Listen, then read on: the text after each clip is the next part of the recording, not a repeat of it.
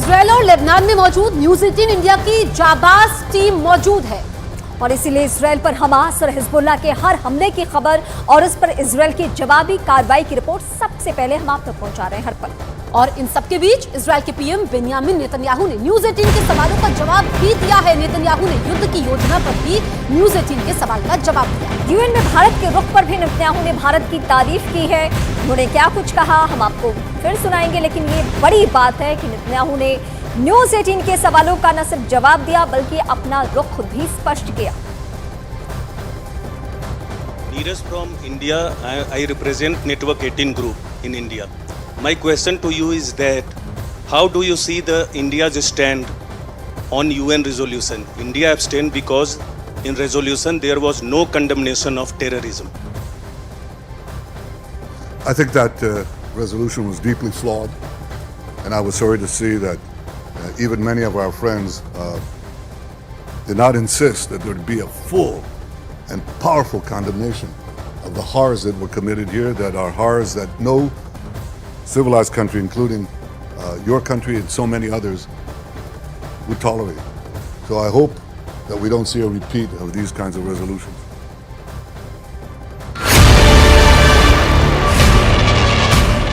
अभी सुबह सुबह अटैक किया इजराइल। पीछे आप लगातार देख सकते हैं तोप और टैंक के धमाके की आवाज आ रही है।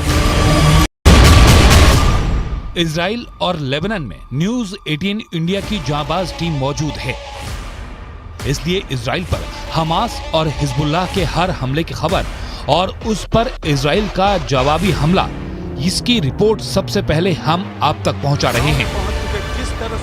इस दौरान एक प्रेस कॉन्फ्रेंस में इजराइल के प्रधानमंत्री बेंयामिन नेतन्याहू ने यूएन के प्रस्ताव पर भारत के रुख की तारीफ की। प्रेस कॉन्फ्रेंस के दौरान प्रधानमंत्री नेतन्याहू से सवाल पूछने का मौका न्यूज 18 इंडिया को मिला। Neeraj from India, I represent Network 18 group in India. प्रधानमंत्री नेतन्याहू ने भी हमारे सवाल को गंभीरता से सुना और तफसील से उसका जवाब दिया। Neeraj from India, I represent Network 18 group in India. My question to you is that how do you see the India's stand on UN resolution? India abstained because in resolution there was no condemnation of terrorism.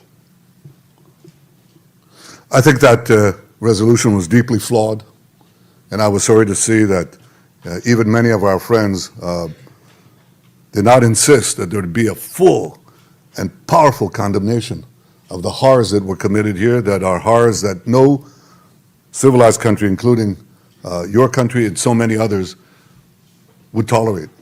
So I hope that we don't see a repeat of these kinds of resolutions.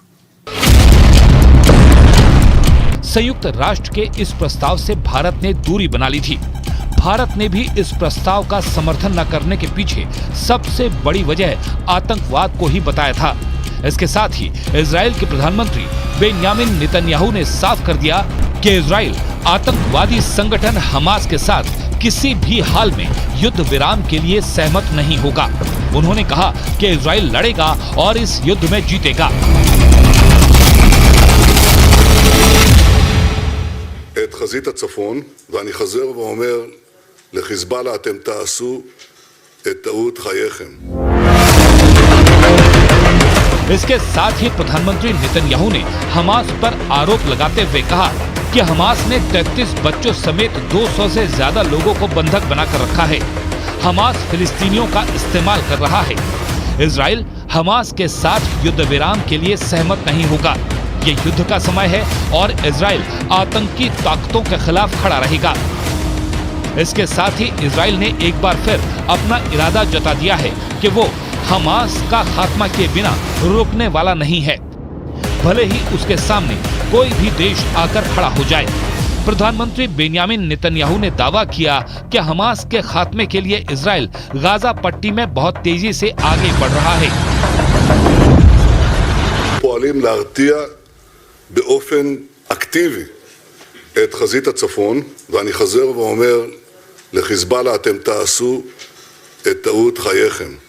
אם תחליטו להתערב באופן מלא במערכה, אתם תספגו מכה שאתם לא יכולים אפילו לדמיין. במקביל אנחנו ממשיכים את המאמצים לשחרר את החטופים, גם במהלך התמרון,